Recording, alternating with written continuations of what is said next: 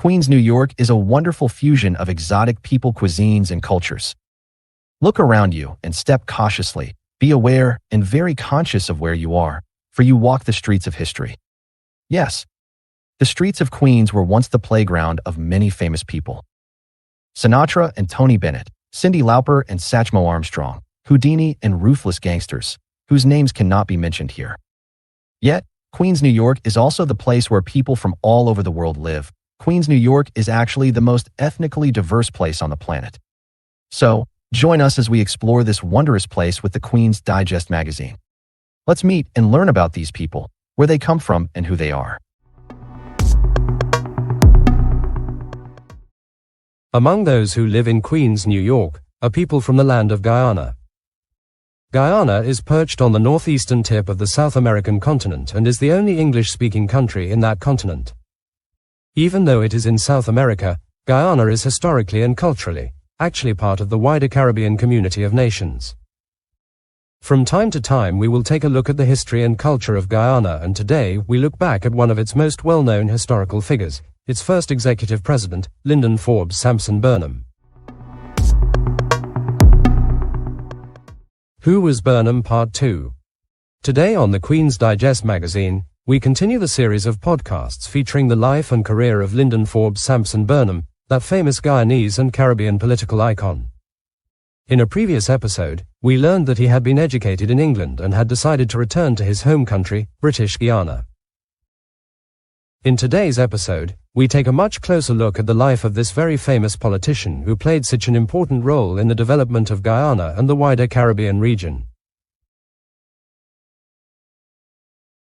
Hi there and welcome once again to the Queen's Digest magazine. Here is where we take a close look at the people of Queens, New York, and try to learn more about who they are and where they come from. In doing so, we attempt to study their histories and cultures. Among the people of Queens, New York, are Guyanese and West Indians, and today we take a look at a very famous politician from that region. Linden Forbes Sampson Burnham returned to British Guiana from his studies in the United Kingdom in 1949. He joined one of the more prestigious private law chambers in Georgetown, but he was very ambitious and swiftly moved along. Burnham soon established his own practice and that same year became the leader of the British Guiana Labour Party, BGLP, which had been formed in 1946. In the 1947 elections, his Labour Party won 5 of 14 seats in the Legislative Council, making him the majority party. His political career had taken off. Within a year of being back in his country, Burnham co-founded the People's Progressive Party, PPP, on January 1, 1950, along with Chethy Jagan, another very powerful political figure. Chethy Jagan was chosen as the leader of the newly formed PPP, his wife Janet Jagan became the secretary, and Burnham the first party chairman. Jagan had led the Political Affairs Committee, which now merged with Burnham's Labour Party to form the PPP. Burnham had chosen the name of the new party. In 1952, Forbes Burnham became the president of the party's affiliated trade union, the British Guiana Labour Union. He was subsequently elected to the Georgetown City Council in 1953. General elections in British Guiana were held on April 27, 1953, a year that would prove to be very eventful in the country's history. The PPP won 18 of 24 seats. Both Burnham and his sister Jessie were elected to the House of Assembly. In his quest for power even then, Burnham threatened to split the party if he were not made sole leader of the PPP. However, a compromise was reached by which Burnham and his allies in the party received ministerial appointments. In the short-lived PPP government that followed, Burnham served as Minister of Education. But this was to eventually lead to a parting of ways as time unfolded. The newly formed government was united in their dissent against colonial rule, and refused to send a delegation to the coronation of Queen Elizabeth II, which took place on the 2nd of June 1953 at Westminster Abbey in London. The PPP government began urging strike action, and repealing several laws which the Colonial Office wanted in place, all done with the aim of demanding self-government. This act of defiance, however, was being played out at a time when Western powers were fighting against the fear of world communism, and so this defiance was viewed as being influenced by the communists. British statesmen and American politicians were worried about a possible communist revolution in British Guiana. Winston Churchill, the British Prime Minister, remarked that, "We ought surely to get American support in doing all we can to break the communist teeth in British Guiana," as referenced in the Encyclopaedia Britannica. This fear of communist influence in the colony caused the British government to suspend the constitution on October 9, 1953.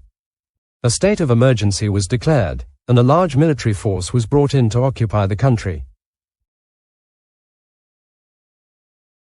Thereafter, under the direction of the British Colonial Office, the governor assumed direct rule of the colony under an interim government, and this continued until 1957.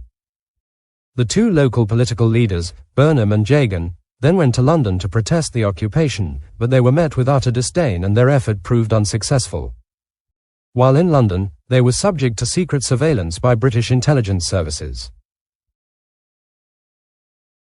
Leaving England, Burnham and Jagan travelled to India in an attempt to find support for their cause against the British, but this too turned out to be a complete waste of time. When the two leaders returned to their country, which was still under the suspension of the constitution, the interim government very strangely imposed fewer restrictions on Burnham than on the other senior members of the PPP. While some senior party members were imprisoned, Burnham was not. As time went by, Burnham was given tacit encouragement by Western leaders to create a breakaway faction within his party. Burnham would do this 2 years later. At a conference held at the Metropole Cinema in Georgetown on February 12 to 13, 1955, the People's Progressive Party, PPP, was split into two factions, one led by Burnham and the other by Jagan. Jagan espoused a socialist domestic agenda, but Burnham's faction declared a more moderate one. On the 12th of August 1957, elections were once again held and the Jagan's faction of the PPP won 9 of 14 elective seats in a new legislature and Burnham's, just 3. Shortly after the 1957 elections, Forbes Burnham went on to form the People's National Congress, PNC, and became the leader of the opposition. Also in 1957, Burnham became president of the Guyana Bar Association, a position he held until 1964. The political split of the PPP into two distinct parties further deepened the racial division between the blacks and the Indians in British Guiana. Local politics continued to follow mainly along racial lines, with PPP support coming from those of South Asian background and PNC support from those of African descent. This divide also followed the rural-urban split, with PNC supporters tending to live in urban coastal areas and those of the PPP in rural interior areas. After the split, Jagan's PPP and Burnham's PNC became the political expressions of the Indians and those of African descent respectively, with each party advocating for their supporters' interests. The PNC entered its first election under that name in 1961 when general elections were held. Burnham's PNC party won 11 seats in the Legislative Assembly with 41% of the popular vote. Despite winning just 1.64% more of the vote than the PNC, the PPP won 20 seats, nearly double the number of seats won by the PNC. The PPP was then allowed to form a government. This resulted in mass demonstrations, racial tensions, and a general strike. The governor declared a state of emergency and British troops were once again deployed in British Guiana to bring some amount of order in the country. On January 31, 1962, the PPP government announced what would later be known as the Kaldor budget, advised by economist Nicholas Kaldor, which included an increase in tax and import duty. Opposition parties, including the PNC, opposed the budget and once again organized mass demonstrations. According to the Wynne-Parry Commission, on February 12, 1962, Burnham gave a speech urging action against the budget. This mass action culminated on February 16, 1962, during which 56 businesses were destroyed, 87 damaged by fire, and 66 looted. Nearly all of the businesses were owned by Indian Guyanese who were presumed to be supporters of the PPP. During these disturbances, one police superintendent was killed and 39 others injured, while 4 looters were fatally shot and 41 injured. Rioters attacked schools, the electricity plant, the water supply plant, the buildings of Parliament and the residence of the PPP leader, Chedi Jagan. British troops were brought in and quickly got the situation under control. One British soldier would later recall that a pall of black smoke covered the city of Georgetown and large fires were everywhere. This day would go down in history as Black Friday. This pattern of violence and destruction of property was established as a political tool since then, and even after that country became independent, this political tool continued to be used by those who sought to hold on to power. But as history would later reveal, there was a story behind the events that led up to this Black Friday. According to subsequently declassified documents, in the early 1960s, the United States government became increasingly convinced that Jagan's PPP government had communist ideals. Jagan's radical views and alliances with the Soviet Union and Cuba helped to promote this concern. Forbes Burnham, on the other hand, was aligned with and supported by Western nations. In May 1962, American government officials held direct talks with their British counterparts, and as a result, Burnham was invited to visit Washington. Senior U.S. officials decided that Burnham's proposed socialism was preferable to Jagan's ideology, and so in 1962, intervention against Jagan's government was approved. British officials delayed independence for British Guiana, allowing time for a covert operation to be put in place by Western intelligence agencies. Both Peter de Guiana, leader of the third largest party, the United Force, and Burnham, pledged their support for this and began to receive financial aid from these agencies. The CIA was accused of assisting strike action against the PPP government beginning in 1963, which eventually turned to violence, with arson and bombing at government buildings. Burnham was mentioned in police reports. In 1963, after further talks between the Americans and the British, a decision was reached to impose a December 1964 election using proportional representation. This was the only condition under which British Guiana would be granted independence. The Americans received assurances from Burnham and de Guiana that their two parties would support each other in the election, and U.S. money would be used for political campaigning.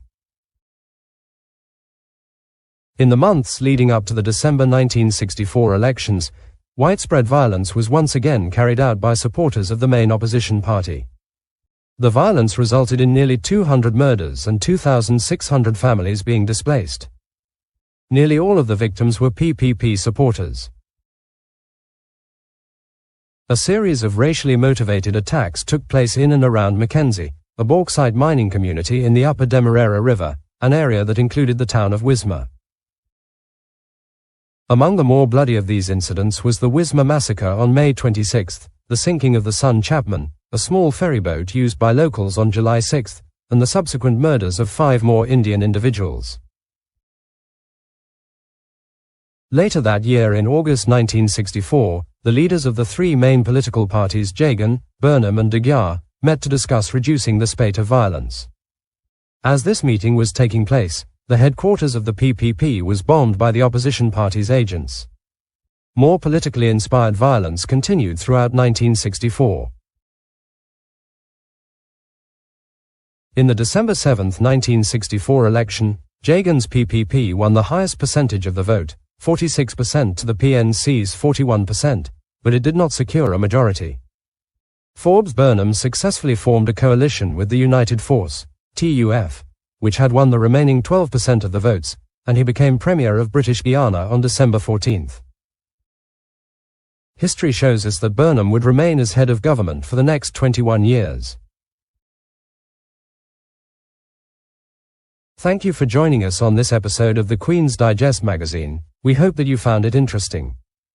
Please join us on the next episode when we will continue to examine the life and career of this most famous Guyanese political leader, Linden Forbes Sampson Burnham. We at the Queen's Digest magazine hope to inspire people to examine our environment, thereby developing an appreciation for each other in this place that we now call home, Queens, New York. Please share your thoughts on our videos. This helps us to create more interesting material. Share with your friends and associates so that we can grow this channel. You might also want to consider subscribing to our channel. Goodbye for now.